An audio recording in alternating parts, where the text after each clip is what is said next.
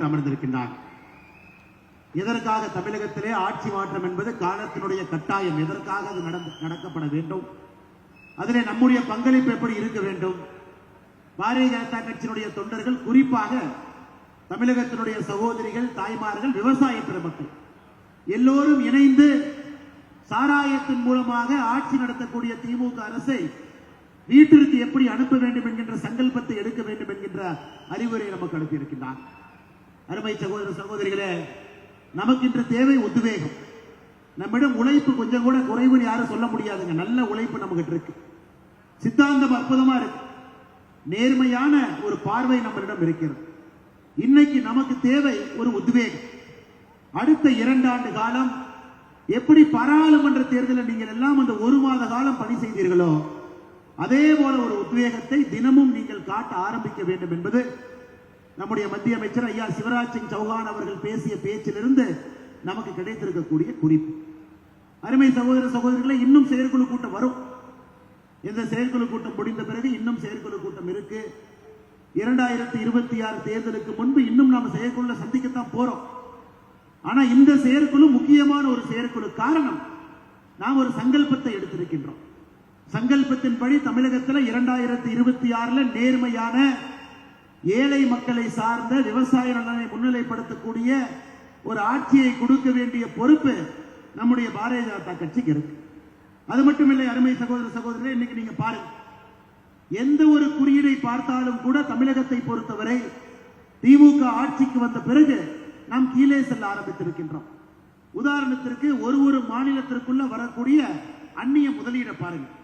மகாராஷ்டிரா 2023-24 1,25,000 கோடி, கர்நாடகா 54,427 கோடி, குஜராத் 60,600 கோடி, டெல்லி 53,980 கோடி, தமிழகம் 20,157 கோடி. 5வது இடத்துல இருக்கிறோம் அந்நிய முதலீடு. நாம 20,000 கோடியிலும் மகாராஷ்டிரா 1,25,000 கோடி இருக்காங்க. 5 மடங்கு முன்னாடி இருக்காங்க, 6 மடங்கு இருக்காங்க. அப்ப மகாராஷ்டிராவுடைய பொருளாதாரம் இப்ப இருந்து 10 வருஷத்துல எப்படி இருக்கும், நம்முடைய பொருளாதாரம் எப்படி இருக்குன்னு யோசிச்சு பாருங்க. குஜராத் 60,000 கோடி வாங்கியிருக்கிறாங்க. 3 அடுக்கு நம்மை விட மேல இருக்கிறாங்க. அவர்களை விட 3 பட்டு நம்ம கீழே இருக்கும். 10 ஆண்டுகள் கழித்து அங்கே தொழில் வளம் எப்படி இருக்கும், இங்கே எப்படி இருக்கும் யோசிச்சு பாருங்க. இன்னைக்கு தமிழகத்தினுடைய வேலை வாய்ப்பின்மை, 12ஆம் கிளாஸ் மட்டும் 8 லட்சம் பேர் ஒரு வருஷத்துக்கு எழுதி வெளியே வர்றாங்க. இன்னைக்கு தமிழகத்தில் இருக்கக்கூடிய அரசு சீட், ஒரு இன்ஜினியரிங்கோ ஒரு மெடிக்கல் காலேஜோ ஆர்ட்ஸ் அண்ட் சயின்ஸ் எல்லாம் பார்த்தீங்கன்னா கூட ஆர்ட்ஸ் அண்ட் சயின்ஸ்ல 1,20,000, இன்ஜினியரிங்ல 2,825, மெடிக்கல் 5,275. இது வந்து அரசு சீட். அப்படி பாத்தீங்கன்னா தமிழ்நாட்டில் 12ஆம் கிளாஸ் யாரு பாஸ் பண்றாங்களோ 8ல் ஒருத்தருக்கு தான் அரசு சீட்டு கிடைக்குது. 7 பேர் தனியார் கல்லூரியை நோக்கி போறாங்க. அதான் துறையூரில் இருக்கக்கூடிய ஒருத்தர் சொன்னாங்க, அண்ணா எங்க ஊர்ல அரசு கல்லூரியை துறையூர் சட்டமன்றத்தில். யோசிச்சு பாருங்க, ஒரு மாநிலத்தில் 8 குழந்தைகள் 12ஆம் கிளாஸ் படிக்கிறாங்கன்னா 8ல் ஒரு குழந்தைக்கு மட்டும்தான் அரசு சீட்டு இருக்கு, 7 குழந்தை தனியார் சீட்டு நோக்கி போறாங்க. TNPSC group 4 exam, junior assistant, bill collector, field surveyor, draughtsman, typist, steno typist, எல்லா பொறுப்பும் முக்கியம் தான். கலெக்டர் முக்கியங்க, குரூப் 4 முக்கியம். ஆனா தமிழகத்தில் குரூப் 4 பரீட்சை எத்தனை பேர் எழுதுறாங்க தெரியுமா? 21 லட்சம் பேர் எழுதியிருக்கிறாங்க. குரூப் 4 பரீட்சை இந்த மாநிலத்தில் கடைசியாக நடந்த குரூப் 4 பரீட்சை 21 லட்சம் பேர் எழுதுறாங்கன்னா தமிழ்நாட்டில் எங்கேயோ ஒரு இடத்துல வேலை வாய்ப்பு குறைந்து கொண்டிருக்கிறது என்பது நமக்கு மிக மிக தெளிவா தெரியும். சட்டமன்றத்தில் திமுக சொல்றாங்க 31 லட்சம் பேர் நாங்க வந்த பிறகு 3 ஆண்டுகளை வேலை கொடுத்திருக்கின்றோம். ஆனா 21 லட்சம் பேர் குரூப் 4 பரீட்சை எழுதுறாங்க. 8ல் ஒருத்தர் மட்டும்தான் அரசு நடத்தக்கூடிய கல்லூரிக்கு போறாங்க. 7 பேர் தனியார் கல்லூரியை நோக்கி போறாங்க. இதையெல்லாம் நீங்க உத்து நோக்கி பாருங்க. இன்னைக்கு இந்த பிரச்சனை இருந்தால் 10 ஆண்டுகள் கழித்து என்ன நடக்கும்? அடுத்து சாராய வருமானத்தை பாருங்க. திமுக வந்த பொழுது 2021-22 36,000 கோடி, 22-23 43,000 கோடி, 23-24 45,491 கோடி. இன்னைக்கு அடுத்த ஆண்டு 52,000 கோடியை எதிர்பார்க்கிறாங்க. இது சாராயம் மூலமாக வரக்கூடிய வருமானம். 5,400 டாஸ்மாக் கடை, 45,000 கோடிக்கு மேல வருமானம். ஆனா தமிழகத்தில் இருக்கக்கூடிய அரசு நூலகம் டாஸ்மார்க்கை விட குறைவா இருக்கு, 4,661. தமிழ்நாட்டில் இருக்கக்கூடிய ஆரம்ப 2127, அதுவும் டாஸ்மார்க் விட குறைவா இருக்கு. டாஸ்மார்க் பாத்தீங்கன்னா அரசனுடைய குறியீட்டின்படி 5329. இதைத்தான் நம்முடைய சிவராஜ் சிங் சௌஹான் அவர்கள் சொன்னாங்க, ஒரு புதிய ஒரு தமிழகத்தை உருவாக்க வேண்டிய கட்டாயம் நமக்கு இருக்கு. அது பள்ளி கல்வியா இருக்கட்டும், கல்லூரியா இருக்கட்டும், சாராய வருமானம் வருவதை தடுப்பதாக இருக்கட்டும், ஆரம்ப சுகாதார நிலையத்தை அதிகப்படுத்துவதாக இருக்கட்டும், அரசு நூலகங்களை அதிகப்படுத்துவதாக இருக்கட்டும். இதையெல்லாம் பாடி மாநில அரசுடைய கடன் 2021 5,68,000 கோடி, 21-22 6,56,000 கோடி, 22-23 7,41,000 கோடி, 23-24 ஆண்டுல 8,34,000 கோடி. அடுத்த ஆண்டு 9,50,000 கோடிக்கு போக போறோம். இந்தியாவில முதலாக ஒரு அரசு 10 லட்சம் கோடி கடன் வாங்கி இருக்கக்கூடிய மாநிலமாக 2026 அந்த மாநிலமாக நாம் ஆகியிருப்போம். அருமை சகோதர சகோதரி, இந்த குறியீட்டெல்லாம் பாருங்க. இது ஒரு பக்கம் பொருளாதார வளர்ச்சி இல்லை, இன்னொரு பக்கம் கலாச்சார சீரழிவு. மேலே இருக்கக்கூடிய தலைவர்கள் எல்லோரும் செங்கோலில் ஆரம்பித்து கலாச்சார சீரழிவு பத்தி பேசினாங்க. இன்னொரு பக்கம் லஞ்சலாவண்யம் அதிகமா இருக்கு. இன்னொரு பக்கம் பாருங்க, சட்டம் ஒழுங்கு யாருக்கும் கூட உயிருக்கு உத்தரவாதம் தமிழகத்தில் இல்லை. இதையெல்லாம் பார்க்கும் பொழுது இந்தியாவில் ஒரு ஆட்சி மோசமாக நடந்து கொண்டிருக்கிறது என்றால் அது தமிழகத்தில் இருக்கக்கூடிய திராவிட முன்னேற்ற கழகத்தினுடைய ஆட்சி மட்டும்தான் இவ்வளவு மோசமாக நடந்து கொண்டிருக்கிறது. எந்த ஒரு ஆட்சியும் உங்களுக்கு பக்கத்தில் கூட வர முடியாது. ஆனால் அருமை சொந்தங்களே, நம்ம பேசிக்கிட்டே இருக்கு. இந்த தரவுகள் எல்லோருக்கும் தெரியும், தெரியாத தரவுகள் கிடையாது. பேப்பர் படிக்கக்கூடிய எல்லோருக்கும் இது கண்டிப்பா தெரியும். உங்களுக்கும் தெரியும், எனக்கும் தெரியும், தொண்டர்களுக்கும் தெரியும், தமிழக மக்களுக்கும் தெரியும். இதை எப்படி கடைக்கோடிக்கு நாம் எடுத்துட்டு போறோம், அதுதான் முக்கியம். அதனால்தான் நம்முடைய அமைப்பு பொதுச்செயலாளர் விநாயகம்ஜி அவர்கள் மேடையில் இருக்கக்கூடிய தலைவர்கள் சொல்லி இருக்கின்றார்கள், வருகின்ற ஒரு மாத காலம் முழுவதுமே இந்த செயற்குழு முடிச்சு அடுத்த ஒரு மாசம் முழுவதுமாக சட்டமன்ற வாரியாக நம்முடைய நன்றி அறிவிப்பு கூட்டத்தை நாம நடத்த போறோம். நன்றி அறிவிப்பு கூட்டம் சட்டமன்ற வாரியாக எங்கேயெல்லாம் நமக்கு மக்கள் வாக்களித்திருக்கின்றார்கள், நீங்க ஓட்டு போட்ட இடத்துல வாக்களித்ததுக்காக நன்றி சொல்லுங்க. வாக்கு கிடைக்காத இடத்துல அடுத்த முறை உங்களுடைய வாக்கு எங்களுக்கு வேண்டும், அதற்காக கடுமையாக உழைப்போம் என்கின்ற வேண்டுகோள் அந்த இடத்துல வைங்க. தமிழகம் முழுவதுமே சட்டமன்ற வாரியாக நன்றி அறிவிப்பு கூட்டத்தை நாம் நடத்த வேண்டும். ஒரு மாத காலத்தில் அதை முடிக்கணும்.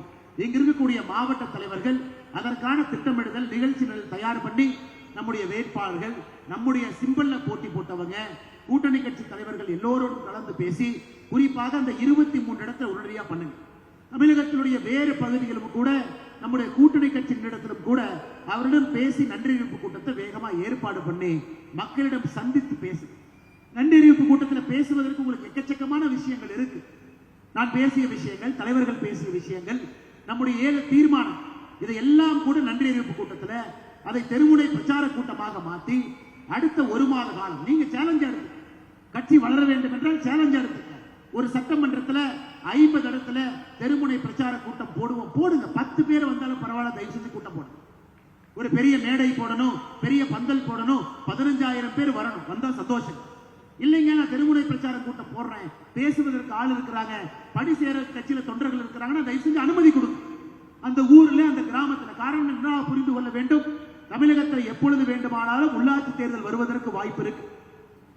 உள்ளாட்சி தேர்தல் என்றால் கிட்டத்தட்ட 25,000 இடத்துக்கு மேல பாரதிய ஜனதா கட்சி நம்முடைய தொண்டர்கள் அங்கே வேட்பாளராக நிற்க வேண்டும்.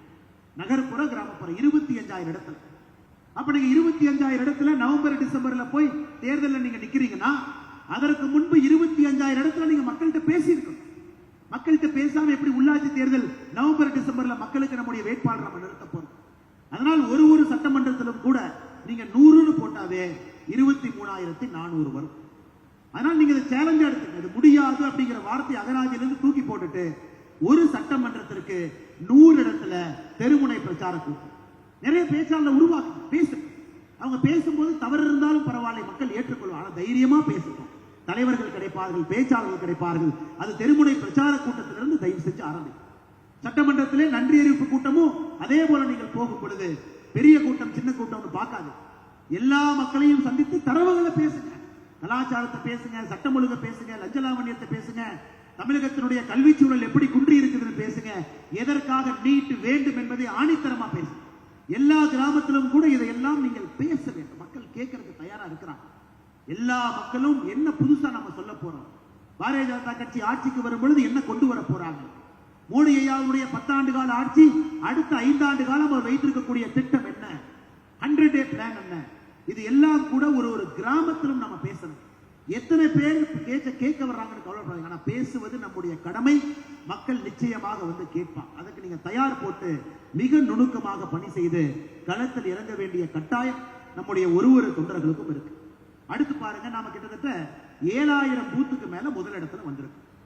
அந்த 7000 பூத்து தலைவர்களையும் கௌரவம் பண்ண, சட்டமன்ற வாரியாக மாவட்ட வாரியாக அந்த பூத்தினுடைய தலைவர்களை கூப்பிட்டு ஒரு கௌரவம் பண்ண, ஷால் போடுங்க, ஒரு சின்ன சர்டிபிகேட் கொடுங்க, அவங்களுக்கு ஒரு பத்திரம் கொடுங்க, நீங்க எல்லாம் கையெழுத்து போடுங்க, அந்த பூத்து தலைவருடைய வீட்டில் போய் சாப்பிட்டு வாங்க, அவருக்கு ஊக்கமும் ஆக்கமும் கொடுத்து வருகின்ற தேர்தலில் இன்னும் சிறப்பாக பணியாற்ற வேண்டும் என்கின்ற ஊக்கம் கொடுங்க. எந்த இடத்துல 2வது வந்திருக்கு, இது முக்கியம். தமிழகத்தில் 16,000 பூத்துல 2வது வந்திருக்கின்றோம். 2வது வந்திருக்கக்கூடிய பூத் முதல்ல வந்தா மட்டும்தான் நாம் ஆட்சி அமைக்க முடியும். நல்லா நீங்க புரிஞ்சுக்கணும். 16,000 பூத்த முதல்ல வரக்கூடிய பூத்தா எப்படி மாத்த போறீங்க? நீங்க அந்த பூத்தை நுணுக்கமா பார்க்கணும். எதற்காக வாக்கு வந்துச்சு, எதற்காக ஓட்டு குறைஞ்சிருக்கு, உள்ளூர்ல இருக்கக்கூடிய பெரிய மனிதர்கள் யார், உள்ளூருடைய பிரச்சனை என்ன, அந்த பிரச்சனைக்கு என்ன தீர்வு, அது தாசில்தார் ஆபீஸ்ல, பஞ்சாயத்து ஆபீஸ்ல, கலெக்டர் ஆபீஸ்ல போய் எப்படி அந்த பூத்து பிரச்சனையுடைய, உள்ளூர் பிரச்சனையினுடைய, பஞ்சாயத்து பிரச்சனையுடைய, கிராமத்து பிரச்சனையுடைய தீர்வு கொடுப்பது. ஒரு பூத்தையும் நுணுக்கமா பாருங்க. மாவட்டத்தில் இருக்கக்கூடிய எல்லா தலைவர்களுக்கும் பூத்து பிரிச்சு கொடுங்க. ஒருத்தருக்கு 30 பூத்து, 40 பூத்து, 2ஆம் வந்த பூத்தை கொடுங்க. சுற்றுப்பயணம் பண்ண சொல்லுங்க. அந்த பூத்தினுடைய பிரச்சனைகளை எழுதி வைங்க. அடுத்த 100 நாட்கள்ல அந்த பிரச்சனையை களையெடுப்பதற்கு முயற்சி பண்ணுங்க. அந்த பூத்தினுடைய நம்பிக்கையை பெறுங்க. அந்த பூத்தை இன்னும் வலிமைப்படுத்துங்க. உங்களுடைய நீங்கள் முழித்திருக்கக்கூடிய நேரம் எல்லாம் 2வது பூத்தை எப்படி நான் முதல் பூத் ஆக்க போறேன், நல்லா புரிஞ்சுக்க. அடுத்து நமக்கு இருக்கக்கூடிய 500 நாட்கள் நீங்கள் யோசிக்க வேண்டியது, என்னுடைய சட்டமன்றம், என்னுடைய மண்டல், என்னுடைய சக்தி கேந்திரம், என்னுடைய மாவட்டத்தில் 2வது பூத்தை எப்படி ஃபர்ஸ்ட் பண்ண போறேன், செகண்ட் பூத்தை எப்படி ஃபர்ஸ்ட் பண்ண போறேன், ஏன் 100 ஓட்டு குறைஞ்சிருக்கு, இன்னும் 150 ஓட்டுகள் எங்கிருந்து வந்திருக்குன்னு நீங்க பர்சனல் ஓனர்ஷிப் எடுக்க வேண்டிய நேரம். தமிழகத்தில் 3வது வந்த பூத்துக்கள் அது இன்னும் 13,000 இருக்கு. 3வது வந்த பூத்துக்களை நல்லா ஸ்டடி பண்ணணும். ஏன் அங்க ஓட்டு குறைஞ்சிருக்கு, ஏன் ஓட்டு வரல, அதை இன்னும் கடுமையாக இந்த அளவுக்கு நுணுக்கமாக வேலை செய்ய வேண்டிய நேரம். நம்முடைய விவசாய பெருமக்கள் சொல்லுவாங்க, அகலமா உழுவுறதை விட ஆழமா உழுதா மட்டும்தான் பயிர் முளைக்கும். 2024 பாராளுமன்ற தேர்தலில் அகலமாக உழுதிருக்கின்றோம். தமிழகம் முழுவதுமே நம்முடைய ஏற்கலப்பை போயிருக்கு. ஆனா 2026 சட்டமன்றத்திலே வெற்றி பெற வேண்டும் என்றால் ஆழமாக உழுத வேண்டிய நேரம். அடுத்த 2 ஆண்டு காலம் உங்களுடைய ஏற்கலப்பை இன்னும் ஆழமாக செல்ல வேண்டும், பூத்தாக செல்ல வேண்டும். முதல் எதற்கு வந்திருக்கோம், முதல்ல வந்தது அப்படியே வச்சு, 2வது வந்திருக்கக்கூடிய பூத்தை முதல்ல கொண்டு வாங்க. 3வது வந்திருக்கக்கூடிய பூத்தை இன்னும் அனலைஸ் பண்ணி ஏன் ஓட்டு குறைஞ்சதுன்னு ஸ்டடி பண்ணி. ஏன்னா நம்ம சங்கல்படுத்து எல்லோரும் எந்திரிச்சு நின்று சிவராஜ் சௌகான் ஐயா அவர்கள் முன்பு நம்முடைய கையை உயர்த்தி நிச்சயமாக பாரதிய ஜனதா கட்சி ஆட்சிக்கு கொண்டு வருவோம் என்று சபதம் எடுத்தது. ஆனா இந்த சங்கல்பத்தை, இந்த கனவை நனவாக்க வேண்டும் என்றால் இதனோடு உழைப்பு வந்தால் மட்டும்தான் அது நடக்கும். ஏபிஜே அப்துல் கலாம் ஐயா சிறப்பா சொல்லியிருந்தாங்க, நிறைவேறாத கனவுகள் வெறும் கற்பனையே. ஒரு கனவு நிறைவேறவில்லை என்றால் அந்த கனவினுடைய பெயர் கற்பனை. ஆனா இன்னைக்கு நாம் நம்முடைய கனவு அடுத்த 500 நாட்கள்ல அந்த கனவை நனவாக்க வேண்டும் என்றால் ஆழமாக ஏற்கலப்பையை உழுவ வேண்டிய நேரம் வந்துவிட்டது அன்பு சகோதர சகோதரிகளே. அதனால் பூத்தா போகும், ஒரு பூத்தா இறங்குங்க, அனலைஸ் பண்ணுங்க, ஸ்டடி பண்ணுங்க. கடைசியாக இன்னொரு விஷயம், மேடையில் இருக்கக்கூடிய தலைவர்களை பாருங்க. இன்னைக்கு நான் ஒரு தலைவராக சிவராஜ் சௌகான் ஐயாவுக்கு அறிமுகப்படுத்தினேன். ஐயா இந்த கட்சியிலிருந்து வந்திருக்காங்க, ஐயா அந்த கட்சியிலிருந்து வந்திருக்காங்க, ஐயா இதற்கு முன்பு சட்டமன்ற உறுப்பினராக இருந்தாங்க, ஐயா நம்முடைய கட்சியில புதுசா சேர்ந்திருக்காங்கன்னு ஒரு பேரா சொல்லும். இது மாவட்டத்திலும் இது நடக்குது. ஏன்னா இன்னைக்கு நம்முடைய கட்சியில ரொம்ப சந்தோஷமான விஷயம், நிறைய சகோதர சகோதரிகள் பாரதிய ஜனதா கட்சியில் இணைந்து கொண்டே இருக்கின்றார். எல்லா இடத்திலும் இணைகிறாங்க. அவர்களும் உணர வேண்டும், இது பாரதிய ஜனதா கட்சி குடும்பம் என்பதை அவர்கள் முழுமையாக உணர வேண்டும். அது யாருனால செய்ய முடியுங்க? இந்த குடும்பத்தில் இருக்கக்கூடிய உறுப்பினர் நாம தான் செய்ய முடியும். ஏன்னா இந்த குடும்பத்தில் நாம் இருக்கோம், நம்ம ஆல்ரெடி இந்த குடும்பத்தில் இருக்கும். நாம் இந்த கட்சிக்குள் வரும் பொழுது நம்ம யாரோ அரவணைத்து இந்த கட்சியினுடைய தொண்டனாக நமக்கு மதிப்பும் மரியாதையும் அளித்து இந்த கட்சியில நம்மை உயர்த்தி இருக்கின்றான். இன்னைக்கு உள்ளே வரக்கூடிய எல்லா தலைவர்கள் தொண்டர்களையும் அரவணைத்து பாரதிய ஜனதா கட்சியினுடைய குடும்பமாக அவர்கள் உணர வேண்டும். ஏன்னா மேடையில் இருக்கக்கூடிய எத்தனை சட்டமன்ற உறுப்பினர்கள், பாராளுமன்ற உறுப்பினர்கள் மேடையின் மீது அமர்ந்திருக்கிறாங்க பாருங்க. அதனால்தான் இன்னைக்கு இந்த சிறப்பு செயற்குழுல அவர்கள் எல்லாம் மேடையிலே அமர்த்த வேண்டும் என்று நம்முடைய அமைப்பு பொதுச் செயலாளர் கேசவ நாயகி அவர்கள் எல்லோரையும் மேடையில் அமர்த்தி இருக்கிறாங்க.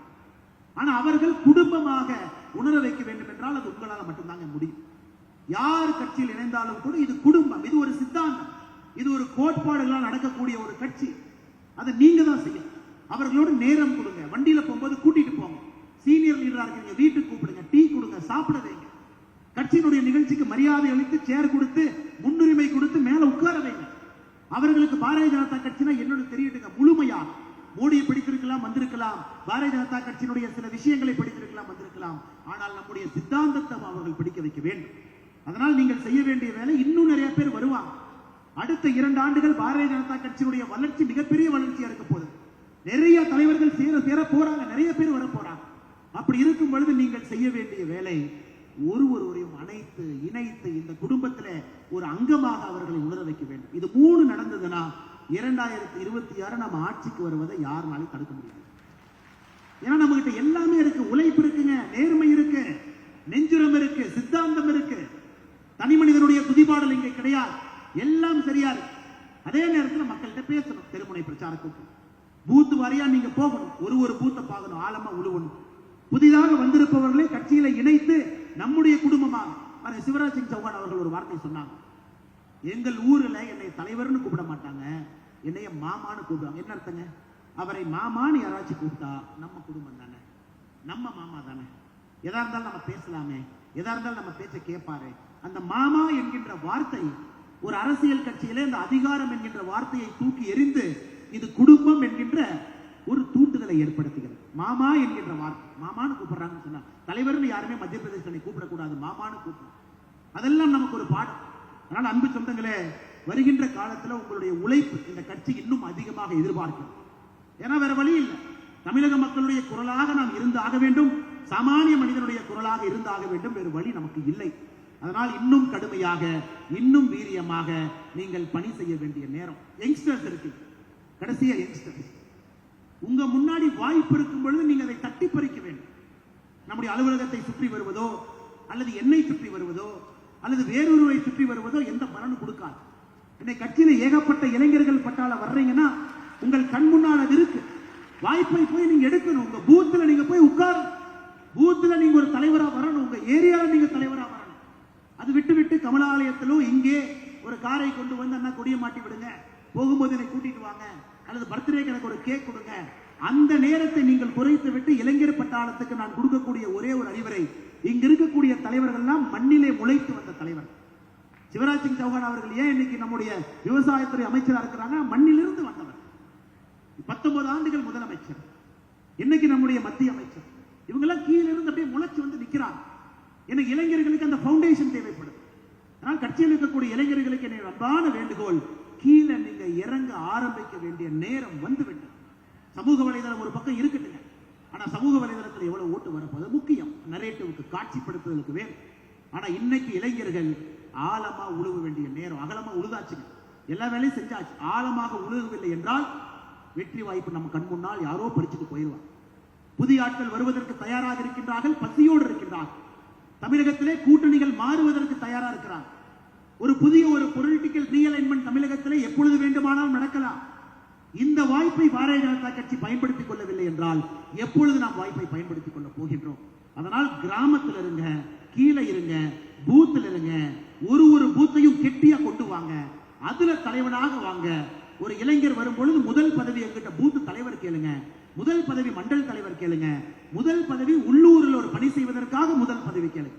தயவு செய்து மாநில பொறுப்பு கேட்காது, தயவு செய்து மாவட்ட பொறுப்பு கேட்காது, தயவு செய்து கிளையிலே அடிப்படையிலே வேலை செய்வதை ஒரு இளைஞர் நம்முடைய கட்சியிலே சேரும் பொழுது தைரியமாக நெஞ்சை நிமிர்த்தி என்னுடைய முதல் பொறுப்பாக அதை கொடுங்கள், ஒரு ஆண்டு காலத்தில் சாதித்து விட்டு வருகின்றேன் என்று சொல்லிவிட்டு உருவாங்க.